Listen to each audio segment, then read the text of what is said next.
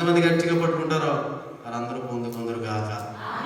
కానీ నువ్వు చేయవలసింది ఒకటే, నూతన క్రియ జరగాలంటే నూతన తీర్మానం ఉండాలి. నీ నూతన తీర్మానం ఏంటో తీసుకునే దానికోసం తెరుచు. దేవునికి స్తోత్రం. నేనే తీర్మానం చేయనయ్యా, ఎందుకంటే నేను నిలబడలేను అన్నావనుకో, ఆయన కూడా నేను కూడా ఏం చేయలేను రా బాబు. కొత్త బట్టకి పాత బట్టకి కొత్త బట్ట మాసిక వేస్తే ఏమవుద్దన్నాడు? అది చిరిగిపోనన్నాడు. పాత తిత్తిలో కొత్త ద్రాక్షరసం పోస్తే ఆ తిత్తులు ఏమైపోతాయి అన్నాడు? పగిలిపోతాయి అన్నాడు. మరి పాత జీవితంలో కొత్త వాగ్దానం ఎలాగవుతుంది?